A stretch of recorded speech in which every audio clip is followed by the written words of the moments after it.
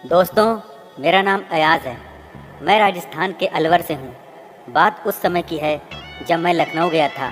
वापस आते वक्त मैं ट्रेन में सफ़र कर रहा था। मैंने ट्रेन एसी फर्स्ट में अपनी सीट बुक कराई थी, जिसमें मैंने मेरा पर्सनल केबिन बुक करा रखा था। मैं थका हुआ था और सो रहा था। मैंने करीब 4 घंटे की अच्छे से नींद ली और जब मैं उठा तो उस समय रात के 1 बज रहे थे। मैंने सोचा अब नींद नहीं आ रही है तो कुछ काम ही कर लेता हूँ। मैं लैपटॉप निकाल कर अपना काम करने लगा। थोड़ी देर बाद किसी ने मेरे केबिन का गेट बजाया। मैंने उठकर गेट खोला तो देखा कि बाहर 2 महिलाएं थीं जो कि मेरे केबिन का गेट खटखटा रही थीं।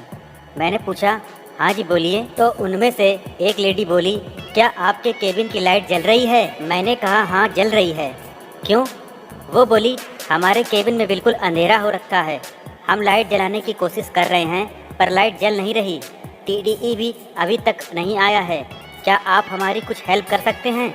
मतलब आप टीटीई को बुला दें या लाइट ठीक कर दें। मैंने कहा, ओके, आप चलिए, पहले एक बार मैं ही देख लेता हूँ कि लाइट को क्या हुआ है। इसके बाद मैं उनके केबिन में गया। मैंने देखा कि उनके लाइट का मेन स्विच बंद किया हुआ था। ये केबिन के बाहर ही होता है।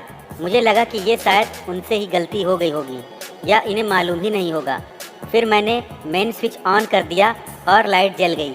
इसके बाद फिर मैंने पीछे मुड़कर देखा तो उन दोनों भाभियों की सीट पर कुछ अजीब सा रखा हुआ था, जिसको देखते ही मेरी आंखें सिकुड़ गईं। और जब मैंने ध्यान से देखा तो उधर एक भाभी की सीट पर नकली पप्पू रखा था। मैंने उस नकली पप्पू को नज़र भर के देखा और उस भाभी को बोला, लो आपकी जल गई। वो बोली, क्या? मैंने कहा, लाइट जल गई भाभी जी। तभी वो हंस दी और मेरी तरफ देखने लगी। मैं उनका नकली पप्पू देख के समझ गया था कि उनकी चिड़िया प्यासी है। फिर उनमें से एक भाभी बोली, थैंक्स, आपने हमारी बड़ी हेल्प की। फिर मैं जाने लगा तो दूसरी बोली, अरे थोड़ी देर बैठो ना, तुम अकेले ही सफ़र कर रहे हो या तुम्हारे साथ और कोई भी है? मैंने कहा, मैं अकेला ही हूँ।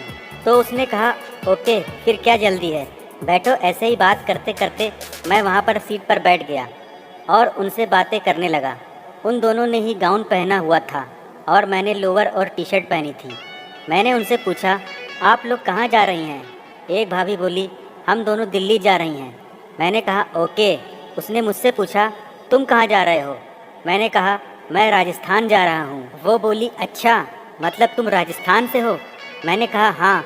मैं सामने वाली भाभी से बात कर ही रहा था कि तभी मेरे पास वाली बैठी भाभी धीरे धीरे से मेरे पास आने लगी और उसने अपने हाथ को मेरे से टच करना शुरू कर दिया। मैंने ये महसूस कर लिया लेकिन कुछ नहीं कहा। मैं उन दोनों से बस बातें कर रहा था। फिर उस बाजू वाली भाभी का हाथ मेरे ऊपर आ गया और वो मुझे सहलाने लगी। सामने वाली भाभी अपने पैर की उंगलियों से मेरी उंगलियों को टच कर रही थी और मेरी तरफ देख रही थी। मैं तो पहले ही समझ गया था कि इन दोनों की चिड़ियाँ फड़फड़ा रही हैं। फिर मैं बिना देर किए सामने वाली भाभी को देखने लगा तो वो स्माइल करने लगी। जैसे ही उसने स्माइल दी, मैंने अपनी पास वाली भाभी के होठों पर अपने होठों को रख दिया और उनसे मज़े लेने लगा। फिर सामने वाली भाभी को देखकर मैंने कहा, इतनी दूर क्यों हो, पास आ जाओ।